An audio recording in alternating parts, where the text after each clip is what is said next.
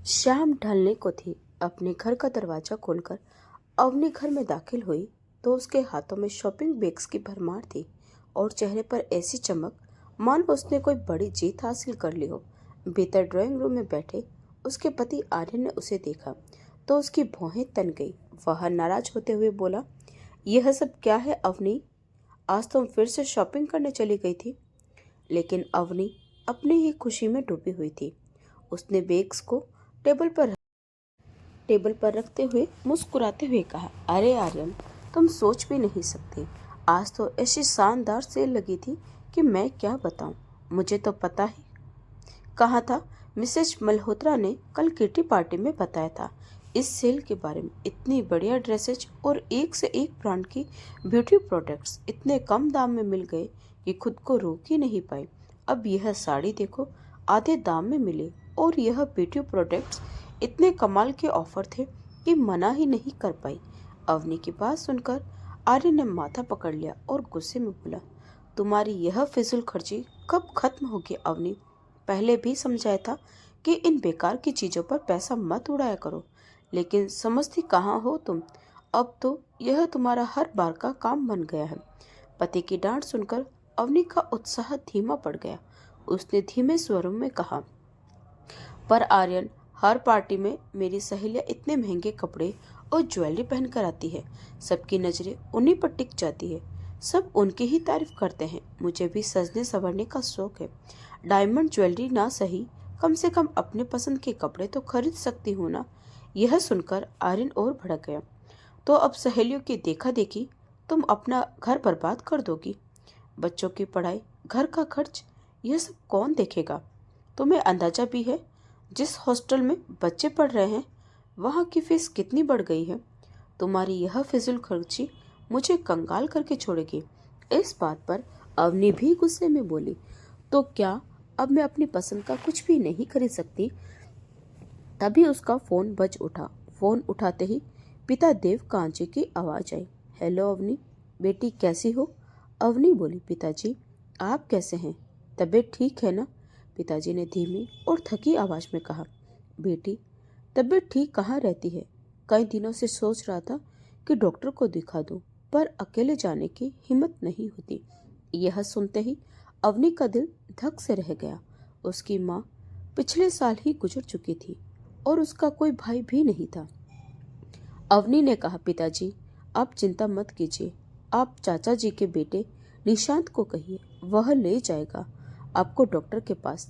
लेकिन देवकांत जी ने कहा, बेटी बुला तो लेता, पर निशांत तो अपनी पत्नी और बच्चों के साथ घूमने गया है, यहाँ कोई नहीं है। यह सुनकर अवनी की खुशी पल भर में गायब हो गई। उसने पिता को ढाढ़स देते हुए कहा, आप चिंता मत कीजिए पिताजी, मैं इंतजाम करती हूँ। फोन करते ही उसके चेहरे पर गंभीरता आ गई। उसने आर्यन की ओर देखा और कहा, सुनिए, पिताजी की तबीयत ठीक नहीं है। चाचा जी के घर में भी अभी कोई नहीं है। लगता है उन्हें यहीं ले आना चाहिए। गांव में अकेले हैं, कोई देखने वाला नहीं। आर्यन चुप रहा। उसके मन में सिर्फ खर्चा घूमने लगा। थोड़ी चुंचुलाहट के साथ बोला, देखो अवनी, मौसम ही ऐसा है। हल्की फुल्की तबीयत खराब होना आम बात है। ऊपर से शहर का प्रदूषण, यहाँ उनकी तबीयत और बिगड़ सकती है। और वैसे भी गांव की खुली हवा में वे ज्यादा सहज महसूस करते हैं। यहाँ बुलाने से बेहतर वहीं रहने दो। अवनी चुप तो हो गई, पर बेचैनी नहीं गई। अगले 2 दिनों में जब भी पिता से बात की तो हर बार आवाज और कमजोर मिली। तीसरे दिन सुबह सुबह जब उसने फोन किया तो पिता बोले, बेटी अब भी तबीयत वैसी ही है, दवाई से कोई फायदा नहीं। सोचा किसी दूसरे डॉक्टर को दिखा दो, पर अकेले जाना मुश्किल। अगर तुम दोनों आ जाते तो अच्छा होता। यह सुनकर अवनी का दिल भर आया। उसने कहा, आप चिंता मत कीजिए पिताजी, मैं कुछ करती हूँ। फिर वह सीधा आर्यन के पास गई और बोली, पिताजी की तबीयत में कोई सुधार नहीं है। उन्होंने कहा है कि हम गांव आए और उन्हें डॉक्टर के पास ले जाएं। मुझे लगता है हमें जाना चाहिए। यह सुनकर आर्यन सोच में पड़ गया, लेकिन उसके चेहरे पर झुंझलाहट साफ झलक रही थी। उसने कहा, अवनी, मैं समझता हूँ कि तुम्हें उनकी फिक्र है, लेकिन फिलहाल मेरे लिए वहां जाना मुमकिन नहीं है। ऑफिस का काम बहुत ज्यादा है। उनसे कहो कि किसी अच्छे डॉक्टर से सलाह लेकर दवाई ले ले। गांव में भी अब अच्छे डॉक्टर मिल जाते हैं, उन्हें वहीं इलाज करवाने दो। यह सुनकर अवनी चुप हो गई और भारी दिल के साथ रसोई में काम करने चली गई। अवनी के रसोई में जाने के बाद आर्यन ने अखबार को जल्दबाजी में टेबल पर पटकते हुए गुस्से में बड़बड़ाते हुए कहा, हद हो गई। इसके पिता तो रोज ही बीमार हुए रहते हैं, हर दूसरे दिन फोन करके बुलाने लगते हैं। क्या हमारे पास इतना फालतू समय है कि आए दिन उन्हें डॉक्टर को दिखाने जाते रहें? अगर तबीयत खराब है तो अपने आप ही डॉक्टर को दिखाने क्यों नहीं चले जाते? हर बार हमें क्यों परेशान करते हैं? इनके कहने पर अवनी भी उन्हें यहाँ लाने की रट लगा लेती है या फिर मुझे वहाँ चलने को कहती है। अरे, अगर वह बीमार है तो मैं क्या करूँ? क्या मैंने ठेका ले रखा है इसके पिताजी का? कुछ देर बाद नाश्ता करके आर्यन अपने ऑफिस के लिए निकल गया। उसके जाने के बाद अवनी घर का सारा काम जल्दी जल्दी निपटाने में लगी हुई थी। तभी दरवाजे पर हल्की सी दस्तक हुई। अवनी ने जल्दी से हाथ पोंछे और दरवाजा खोला। सामने उनके किराएदार निशा खड़ी थी। उसके हाथ में एक प्लेट थी जिसमें कुछ लड्डू रखे थे। भाभी जी, आज मैंने बेसन के लड्डू बनाए हैं, सोचा आपके लिए भी कुछ ले आऊं। निशा ने मुस्कुराते हुए कहा। अवनी ने फीकी मुस्कुराहट के साथ लड्डू ले लिए और थैंक यू कहा, लेकिन उसके चेहरे से खुशी गायब थी। निशा उसकी उदासी तोड़ते हुए बोली, भाभी जी, क्या हुआ? आप कुछ परेशान लग रही है। अवनी ने उदासी भरे चेहरे से कहा, कुछ खास नहीं, बस मेरे पिताजी की तबीयत ठीक नहीं है। यह सुनकर निशा चिंतित हो गई। क्या हुआ उन्हें? अवनी ने कहा, क्या बताऊं, डायबिटीज के मरीज तो वे पहले से ही हैं, अब सांस लेने में भी दिक्कत हो रही है। मैंने आर्यन से कहा था कि चलकर उन्हें डॉक्टर को दिखा लाते हैं, लेकिन उनके पास समय ही कहाँ है। यह सुनकर निशा ने सहानुभूति से कहा, भाभी, फिर तो आपको बहुत चिंता हो रही होगी। उसी समय निशा का पति परसुन बाजार से लौट आया। उसे देखते ही निशा बोली, अरे परसुन, आप सही समय पर आ गए। देखिए ना, भाभी जी कितनी परेशान है, इनके पिताजी की तबीयत ठीक नहीं है। परसुन ने बात सुनी और तुरंत बोला, अरे तो इसमें क्या परेशानी है? निशा, तुम भाभी जी के साथ चले जाओ, मैं आप दोनों को गाड़ी से छोड़ देता हूँ। यह सुनकर अवनी चौंक गई और झिझकते हुए बोली, अरे नहीं नहीं, इतनी तकलीफ मत कीजिए। इस पर परसुन मुस्कुराया और बोला, भाभी जी, इसमें तकलीफ की क्या बात है? अंकल वहाँ परेशान हो रहे होंगे, उनकी तबीयत खराब है, तो आपको उन्हें डॉक्टर के पास ले जाना चाहिए। और फिर हम तो एक ही परिवार की तरह हैं, अगर हम एक दूसरे के काम नहीं आएंगे तो और कौन आएगा? निशा ने बड़े स्नेह से कहा, हाँ भाभी जी, आप परेशान मत होइए, मैं आपके साथ चलूंगी। परसुन हम दोनों को छोड़ देगा। अवनी ने उनकी बात सुनकर दिल ही दिल में राहत महसूस की। परसुन ने तुरंत अपनी कार की चाबी उठाई और कहा, तो चलिए भाभी जी, अभी निकलते हैं, देर करना ठीक नहीं होगा। अवनी ने निशा और परसुन का आभार जताते हुए अपना दुपट्टा उठाया और उनके साथ जाने के लिए तैयार हो गई। कभी कभी मदद वहां से मिलती है जहां से आप उम्मीद भी नहीं करते। गाड़ी में बैठी हुई अवनी ने मन ही मन यही सोचा। गांव पहुंचने के बाद परसुन ने अवनी के पिता देवकांत जी को गाड़ी में बिठाकर डॉक्टर के पास ले गया। डॉक्टर ने जांच करने के बाद कहा, इनका शुगर लेवल बढ़ा हुआ है और फेफड़ों में संक्रमण का असर दिख रहा है। मैं कुछ दवाएं लिख देता हूँ, यह जल्द ही ठीक हो जाएंगे। अस्पताल से लौटने के बाद अवनी 2 दिन के लिए अपने पिता के पास रुक गई। परसुन और निशा ने जाते हुए कहा, भाभी जी, अगर किसी और चीज की भी जरूरत हो तो तुरंत बताइए, कभी भी कॉल कर लीजिएगा।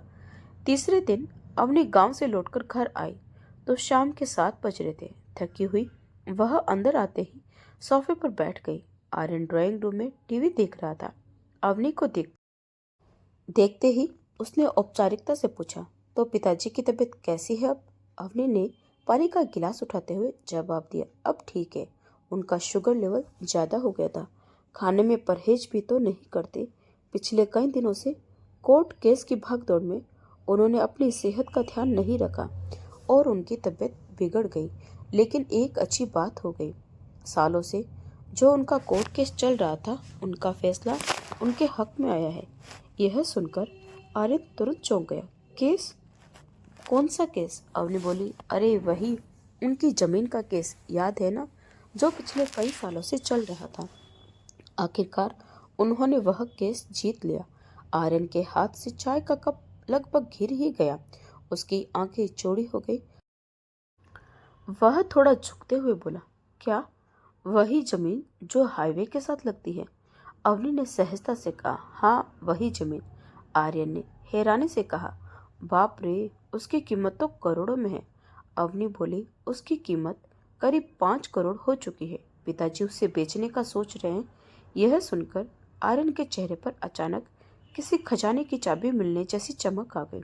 उसके चेहरे पर उत्साह और खुशी की झलक साफ नजर आ रही थी। उसने कहा, वाह, यह तो बहुत अच्छी खबर है। वैसे उन्होंने कहा कि वह इस पैसे का क्या करेंगे? अवनी ने कहा, नहीं, अभी तो कुछ नहीं सोचा। और वैसे भी जब शरीर ही साथ ना दे तो पैसा भी किस काम का? यह सुनकर आर्य ने चाय का कप रखते हुए गंभीरता का नाटक करते हुए कहा, बात तो सही है। ऐसे बड़े फैसलों में सोच समझकर कदम उठाना चाहिए। आखिर यह संपत्ति उनकी मेहनत की है। आर्यन के दिमाग में जैसे खलबली सी मच गई। दिखाने को भले ही वह सामान्य बना हुआ था, लेकिन अंदर ही अंदर वह बहुत बेचैन हो उठा था कि कहीं अवनी के चाचा का बेटा निशांत उसके ससुर को अपने पक्ष में करके जमीन हथिया न ले। आखिर अवनी अपने पिता देवकांत की इकलौती बेटी थी और उस जमीन पर हमारा ही हक बनता है। मन ही मन वह सोचता जा रहा था। रात को जब अवनी रसोई का काम निपटाकर कमरे में आई तो आर्यन लैपटॉप लिए बैठा था। अवनी ने देखा उसका ध्यान स्क्रीन पर नहीं था। बिस्तर पर बैठते हुए उसने तकिया ठीक किया और बोली, किस विचार में खोए हैं? लैपटॉप का काम हो गया है तो उसे बंद करके सो जाइए ना। इस पर आर्यन बोला, अवनी, तुम्हारे पिताजी की तबीयत ठीक नहीं है। क्या तुम्हें नहीं लगता कि अब उन्हें अकेले वहां छोड़ना सही नहीं है? आखिर वह हमारे बड़े हैं। हमारा कर्तव्य है उनका ध्यान रखना। मैंने तो तुमसे पहले भी कहा था कि चलकर उनसे मिल आते हैं, पर तुम्हें ऑफिस का काम ज्यादा जरूरी लग रहा था। अवनी बोली, अरे, मुझे कहाँ पता था कि उनकी हालत इतनी खराब है। अब मैं आकर बता रही हूँ। वैसे तो आपने खुद कहा था कि गांव का माहौल उनके लिए बेहतर है। शहर की हवा में इतना प्रदूषण है कि अच्छा भला इंसान भी बीमार हो जाए। फिर उनका दिल यहाँ लगेगा या नहीं, कौन जाने। इस पर आर्यन बोला, आजकल हर कोई अपने काम में व्यस्त रहता है। अगर उनकी तबीयत बिगड़ गई तो कौन ध्यान रखेगा? क्यों दूसरों पर निर्भर रहे? मैं कहता हूँ उन्हें यहीं ले आते हैं। अवनी की बात में दम लगा। उसने सोचा, हाँ, यहाँ रहेंगे तो नजर के सामने भी रहेंगे और पूरी देखभाल भी हो पाएगी। आर्यन बोला, अवनी, तुम कल उन्हें फोन कर देना कि हम इस रविवार को उन्हें लेने आ रहे हैं। अगले दिन सुबह जब अवनी की आंख खुली तो उसने देखा कि आर्यन पहले से ही तैयार बैठा था। यह देखकर अवनी चौंक गई। उसने पूछा, आज ऑफिस जल्दी जाना है क्या? इस पर आर्यन बोला, नहीं अवनी, आज ऑफिस नहीं जाऊंगा। मैंने छुट्टी ले ली है। आज हम आज ही गांव जा रहे हैं तुम्हारे पिताजी को लेने। अवनी बोली, पर हम तो रविवार को जाने वाले थे, आज अचानक क्यों? आर्यन बोला, जितनी जल्दी उतना बेहतर। सेहत का सवाल है और मैं किसी तरह से की देरी या लापरवाही नहीं कर सकता। और अवनी, तुम्हारा चाचा का बेटा निशांत कैसा चालाक है, क्या तुम नहीं जानती? तुम्हारे पिता की जमीन आसानी से अपने कब्जे में कर लेगा और हम इधर बैठे रह जाएंगे। अवनी ने सोचा, हाँ, निशांत पर भरोसा नहीं किया जा सकता। फिर उसने पिताजी देवकांत को फोन किया, पर देवकांत बोले, बेटी, क्यों परेशान हो? मेरी तबीयत अब ठीक है, मैं यहीं ठीक हूँ। अवनी ने कहा, पिताजी यहाँ रहोगे तो आपकी बेहतर देखभाल हो पाएगी। तभी आर्य ने फोन हाथ में लेकर अधिकार से कहा, पिताजी, अब बहस नहीं, हम आ जा रहे हैं, यह तय हो चुका है। देवकांत हल्की मुस्कान के साथ बोला, अरे बेटा, कितना ख्याल रखते हो। पर सच में यहाँ की मिट्टी, यहाँ का माहौल मेरे लिए बेहतर है। पर आर्यन बोला, पिताजी, आप नहीं जानते अवनी और मुझे आपकी कितनी चिंता है। आप सामने रहेंगे तो हमारे दिल को भी संतोष मिलेगा। अवनी आपकी इकलौती बेटी है, उसका फर्ज है आपका ध्यान रखना। अगर आपकी जगह मेरे पिता होते तो क्या मैं उनके लिए ऐसा नहीं करता?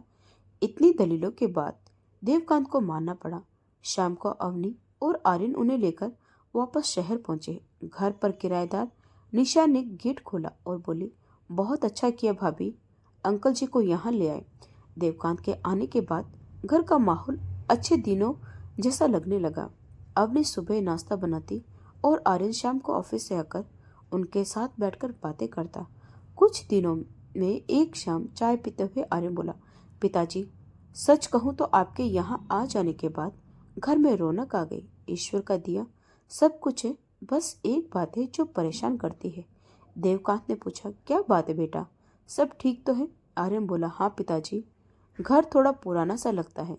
बच्चों के दोस्त आते हैं तो उन्हें इस घर में लाने में शर्म आती है। आजकल लोग बड़े घरों में रहते हैं। अगर यह घर किसी अच्छी सोसाइटी में होता तो बात और होती। अगर नया घर लेना हो तो बड़ी रकम चाहिए। देवकांत बोले, हाँ बेटा, खर्चे बढ़ गए हैं, पर इसमें चिंता की क्या बात है? आर्यन बोला, बात करोड़ों की है पिताजी। देवकांत बोले, मेरे पास जो है वह तुम्हारा ही है। गांव की जमीन बेचकर जो मिलेगा वह तुम्हारे और अवनी के लिए ही है, उसमें लगा दो। यह सुनकर आर्यन के चेहरे पर छिपी खुशी साफ दिखी। अगले दिन से अवनी और आर्यन बड़े बड़े घर देखने लगे। एक आलीशान मकान तय हो गया और एडवांस देने की तैयारी होने लगी। शुरू में अवनी और आर्यन देवकांत का खूब ध्यान रखते, पर बाद में लापरवाही बढ़ने लगी। एक दिन देवकांत आंगन में चारपाई पर बैठे जोर से खांस रहे थे। अवनी बाहर आई और बोली, पिताजी, दवाई समय पर नहीं खाई? देवकांत बोले, नहीं बेटा, दवाई खत्म हो गई। आर्यन ने से कहा था, शायद भूल गया। तभी आर्यन आया और बोला, माफ करना पिताजी, ऑफिस का काम बहुत था। देवकांत बोले, मुझे डॉक्टर के पास ले चलो। पर आर्यन ने कहा, अभी डॉक्टर का समय नहीं है, हमें बैंक जाना है, मकान की डील पक्की करनी है, शाम को दवाई ले आऊंगा।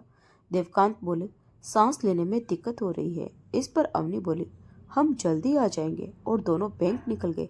देवकांत अकेले खांसते रहे। तभी किराएदार निशा नीचे आई और बोले, अंकल जी, आपकी हालत खराब है, भैया और भाभी कहाँ हैं? देवकांत बोले, बैंक गए हैं। निशा ने अपने पति परसुन को बुलाया।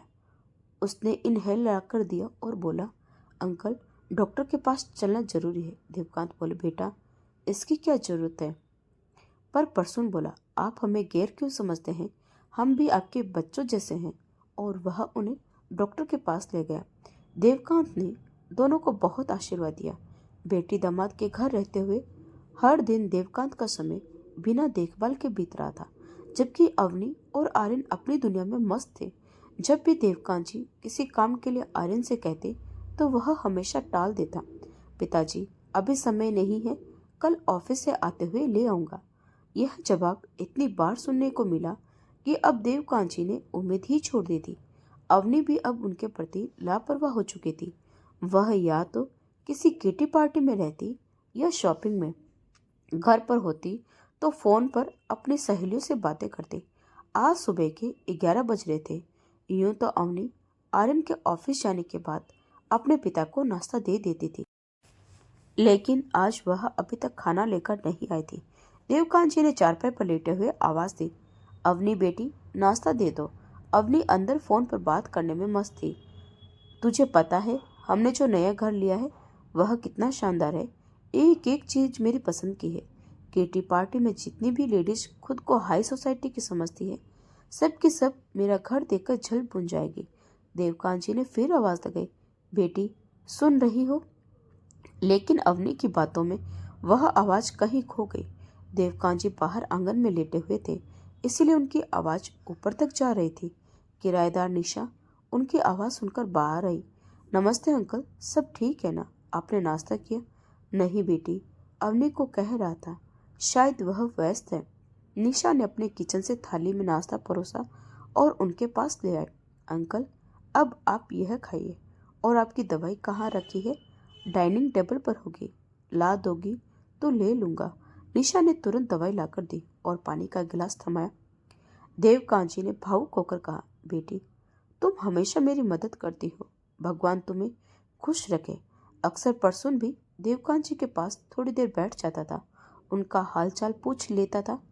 अब वो दवाई खत्म होने पर देवकांत जी परसुन को ही फोन करके दवाई मंगवा लिया करते थे, और परसुन के मना करने के बावजूद भी उसके हाथ में दवाई के पैसे जबरदस्ती थमा देते थे। दिन धीरे धीरे बीतने लगे। आर्यन और अवनी अपने सपनों के घर में शिफ्ट होने का बेताब थे। रजिस्ट्री का दिन नजदीक था आ रहा था और दोनों बेहद उत्साहित थे। एक शाम जब आर्यन घर लौटा तो अवनी झूमते हुए बोली, सुनिए, अब हम अपने नए घर में शिफ्ट होने जा रहे हैं, तो क्या आपको नहीं लगता कि हमें एक बढ़िया सी गाड़ी भी लेनी चाहिए और घर के लिए फर्नीचर भी बहुत शानदार होना चाहिए। हमारे रिश्तेदार, हमारे दोस्त, मेरी सहेलियां जब घर देखने आएगी तो सब कुछ अच्छा दिखना चाहिए ना। आर्यन ने मुस्कुराते हुए कहा, यह बात तो है अवनी। वैसे तुम्हारे पिताजी को जो 5 करोड़ रुपए मिलने वाले हैं, उनमें से हम तो सिर्फ 1.5 करोड़ का ही घर खरीद रहे हैं। बाकी के पैसे अभी भी बच रहे हैं। उन्हीं पैसों से हम एक लग्जरी गाड़ी और आरामदायक फर्नीचर खरीद सकते हैं। अवनी ने खुशी खुशी हामी भरी। वैसे भी पिताजी इस उम्र में करेंगे क्या इतने पैसों का? उन्हें तो बस घर में आराम करना है, हम सब संभाल लेंगे। वहीं 2 दिनों से देवकांत जी के मन में एक अजीब सी बेचैनी थी। उनका दिल भारी महसूस हो रहा था, सांस लेने में कठिनाई थी। आखिर वह दिन आ ही गया जब जमीन की रजिस्ट्री का काम होना था। अवनी और आर्यन दोनों ही उत्साहित थे। आर्यन ने कहा, पिताजी जल्दी कीजिए, आज जमीन की रजिस्ट्री का दिन है, तैयार हो जाइए। देवकांत जी ने थके हुए स्वर में कहा, बेटा मेरी तबीयत ठीक नहीं लग रही, दिल भारी भारी सा लग रहा है, सांस लेने में दिक्कत है, मुझे लगता है मुझे डॉक्टर को दिखाना पड़ेगा। यह सुनकर आर्यन के मन में गुस्सा उभरा, लेकिन उसने उसे दबाते हुए कहा, पिताजी आज जाना जरूरी है, नहीं तो रजिस्ट्री की डेट आगे टल जाएगी और जब तक जमीन की रजिस्ट्री होकर पैसे हाथ में नहीं आएंगे तब तक हमारे नए घर का काम भी अटक जाएगा। अवनी ने भी कहा, हाँ पिताजी, आज तो जाना बहुत जरूरी है और वैसे भी आपको तो गाड़ी में बैठकर ही जाना है, आपको कुछ नहीं करना। सारा काम हो जाने के बाद डॉक्टर के पास ले चलेंगे। देवकांत जी ने दुखी होकर कहा, बेटी मेरी तबीयत ठीक होती तो मैं क्यों मना करता, लेकिन अब तो मुझसे उठने तक की हिम्मत नहीं है। फिर भी आर्यन और अवनी ने जिद पकड़ी और उन्हें गाड़ी में बिठा लिया। दोनों कचहरी के लिए निकले। थोड़ी देर में काम हो जाएगा, फिर डॉक्टर के पास चलेंगे। लेकिन समय बढ़ता गया और वह दोनों वापस नहीं आए। देवकांत जी का दम घुट रहा था।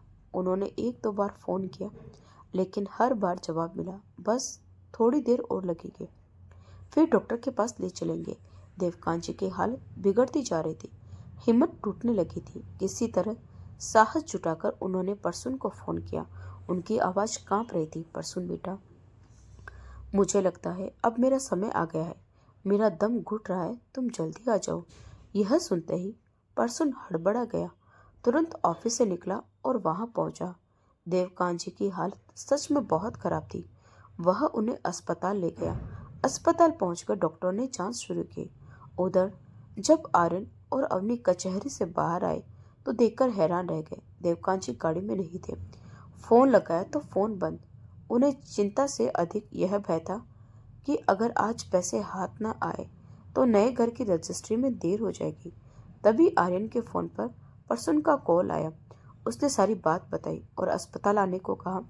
यह सुनते ही आर्यन गुस्से में चिल्लाया, परसुन, तुम साबित क्या करना चाहते हो?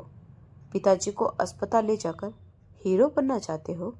परसुन ने कहा, अंकल की हालत इतनी खराब थी कि एक पल की देरी भी जानलेवा हो सकती थी। क्या तुम्हें उनकी सेहत से ज्यादा रजिस्ट्री की परवाह है? आर्यन अब बरसों बाद देश में आ चुका था। हाँ परवाह है, सिर्फ तुम्हारे कारण आज हमारा पूरा काम बनते बनते रह गया। तुमने बीच में आकर सब बर्बाद कर दिया। इधर अस्पताल में जांच के बाद जो कुछ भी सामने आया उसे सुनकर परसुन हैरान रह गया। देवकांत जी को दिल का दौरा पड़ा था। डॉक्टर ने बताया कि अगर थोड़ी सी भी देर हो जाती तो कुछ भी हो सकता था। 2-3 दिन के इलाज के बाद देवकांत जी अस्पताल से घर लौट आए थे। उनकी हालत अब पहले से बेहतर थी, किंतु जब तक अस्पताल में रहे परसुन और निशा ने ही उनकी देखभाल की, क्योंकि आर्यन को तो कोर्ट कचहरी से ही फुर्सत नहीं थी। डॉक्टर ने बताया था कि देवकांत जी को पूरी देखभाल और आराम की आवश्यकता है, परंतु अवनी और आर्यन के लिए यह सब केवल सुनने की बातें थी। उनके दिमाग में सिर्फ उनका नया मकान और उससे जुड़े काम ही घूम रहे थे। देवकांत जी के घर आने के बाद परसुन और निशा ने कोई और मकान किराए पर लेकर वहां से जाने का निर्णय कर लिया था।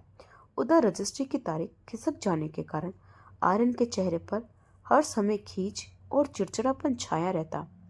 कुछ दिनों बाद रजिस्ट्री की तारीख निश्चित हुई तो आर्यन ने कहा, पिताजी, अब हर हाल में यह काम निपटाना है। इस बार कोई रुकावट नहीं आनी चाहिए।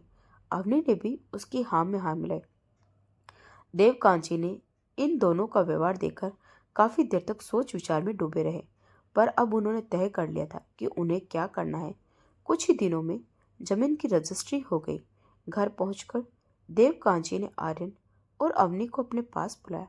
बेटा, मैंने सोचा है कि जमीन से प्राप्त रकम से मैं 3 करोड़ रुपए मैं तुम्हारे मकान के लिए दे दूं, बाकी मेरे पास ही रहेंगे। यह सुनते ही आर्यन ने तुरंत कहा, लेकिन पिताजी, हमें तो मकान के लिए फर्नीचर, इंटीरियर और एक लग्जरी गाड़ी भी चाहिए थी। यह सब भी इसी रकम से होना था। देवकांत जी ने शांत स्वर में कहा, बेटा, मैंने तुम्हारे मकान के लिए जो देना था दे दिया। यह पैसे मैंने पूरी जिंदगी मेहनत करके कमाए हैं। इन पैसों का क्या करना है यह मुझे ही तय करने दो तो बेहतर है। तभी वहां परसुन और निशा भी आए। आपने बुलाया था अंकल जी? हाँ बेटा, मैंने ही बुलाया था। बेटो, कुछ महत्वपूर्ण बात करनी है। देवकांत जी ने गहरी सांस ली और कहा, बेटा, मैंने पूरी जिंदगी मेहनत की, हर पल अपनी बेटी और परिवार की खुशियों के लिए जिया हूँ, लेकिन अब जिंदगी के इस पड़ाव पर खड़ा हूँ जहाँ आंखें चाहे धुंधली हो जाए पर रिश्तों का सच और झूठ बहुत साफ दिखाई देने लगता है। जमीन बेचकर जो 5 करोड़ रुपए प्राप्त हुए उनमें से 3 करोड़ मैंने अवनी और आर्यन के मकान के लिए दे दिए हैं। बाकी बचे हुए 2 करोड़ के लिए मैंने फैसला कर लिया है और यह फैसला अंतिम है। यह सुनकर आर्यन बेचैन हो उठा, लेकिन पिताजी, वह पैसे तो हमारे भविष्य के लिए थे। अभी बहुत से काम बाकी है। मकान। तभी देवकांत जी ने हाथ उठाकर उसकी बात रोक दी। आर्यन, तुम्हारी जरूरतों को भी जानता हूँ और तुम्हारी नीयत को भी। जितना बन पाया मैंने कर दिया। अब बाकी के पैसों को मैं अपने पास रखूंगा। एक पिता भला बेटी के घर पर कब तक रहेगा? इसलिए मैंने फैसला किया है, अब मुझे यहाँ से चले जाना चाहिए। अवनी ने चौंक कर कहा, लेकिन पिताजी, आप गांव में अकेले कैसे रहेंगे?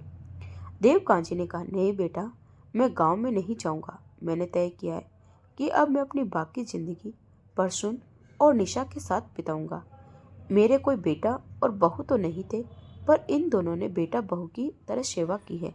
यह सुनते ही परसुन और निशा की आंखों में आंसू आ गए।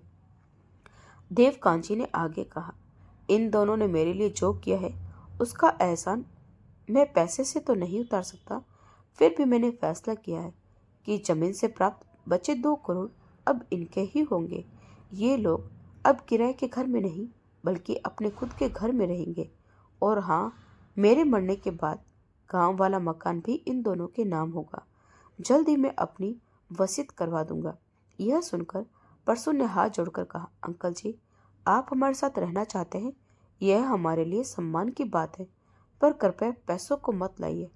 हमें किसी पैसे की जरूरत नहीं है। परसुन की बात सुनकर देवकांत जी का हृदय भीग गया, लेकिन अपना निर्णय वह बदलने वाले नहीं थे। आर्यन और अवनी के चेहरे पर जैसे कालिक पुत गई। विरोध करने की कोशिश की, परंतु देवकांत जी की सख्त आवाज ने उन्हें चुप करा दिया। आर्यन, अवनी, तुम यह नहीं समझ पाए कि रिश्ते पैसे से खरीदे नहीं जाते। जब मुझे सबसे ज्यादा जरूरत थी तब परसों ने सहारा दिया और निशा ने बेटी की तरह सेवा की। यह पैसे अब इनके ही है और इस पर अब कोई बहस नहीं होगी। कमरे में सन्नाटा छा गया। देवकांत जी अपना सामान पैक करने लगे थे। तो दोस्तों, इस कहानी के प्रति आपकी क्या राय है? क्या देवकांत जी ने सही फैसला लिया? अपनी राय कमेंट बॉक्स में जरूर बताएं। और अगर कहानी अच्छी लगी हो तो प्लीज़ लाइक, शेयर और सब्सक्राइब जरूर करें। तो मिलते हैं एक और नई कहानी के साथ। तब तक के लिए आपका बहुत बहुत धन्यवाद।